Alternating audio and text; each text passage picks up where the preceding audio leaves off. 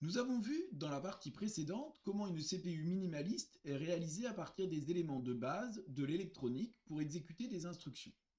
Avant de détailler un peu plus ces instructions, il nous reste à ajouter quelques mots sur la distinction entre architecture von Neumann et architecture Harvard.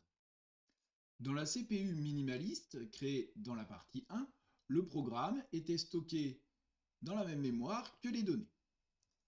C'est l'architecture von Neumann. L'architecture von Neumann est celle utilisée sur les cœurs ARM Cortex-M0 par exemple. Le type de mémoire utilisé par le programme peut être différent, mais il occupe le même espace adressable et utilise le même bus que la mémoire donnée. Les bits de poids fort de l'adresse déterminent alors si on pointe sur l'une ou l'autre des mémoires.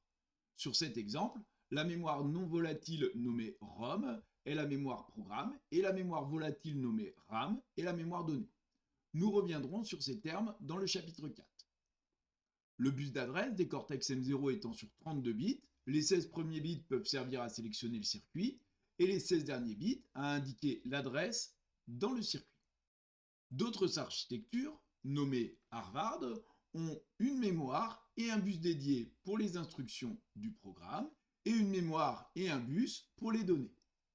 On présente ici le petit microcontrôleur PIC 16F720 avec sa mémoire programme 14 bits de 4000 mots, séparée de sa plus classique mémoire donnée, 8 bits de 256 octets. L'architecture von Neumann présente des avantages certains. Un seul bus de données pour les données et les instructions, et un seul bus d'adresse, c'est plus simple. C'est l'architecture retenue pour l'économie de cœur de processeurs Cortex-M0. Le code peut être copié d'une mémoire ROM dans la mémoire RAM des données pour un accès plus rapide. L'architecture offre plus de souplesse sur la localisation du code. Pour les machines virtuelles, les machines Java, le code tournant sur la machine virtuelle est vu comme les données d'une application. De plus, on peut concevoir des programmes capables de s'auto-modifier. L'architecture Harvard a d'autres avantages. La mémoire programme peut être optimisée pour des mots de 16 bits ou même 14 bits comme sur le PIC 16F720 et la mémoire donnée pour des mots de 32 bits.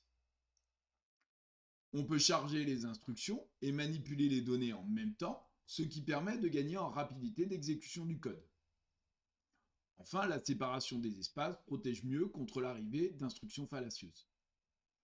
Les deux architectures ayant des avantages, les PC modernes reprennent le meilleur des deux. La mémoire principale d'un PC, la RAM externe, sert à stocker les programmes en cours d'exécution et les données.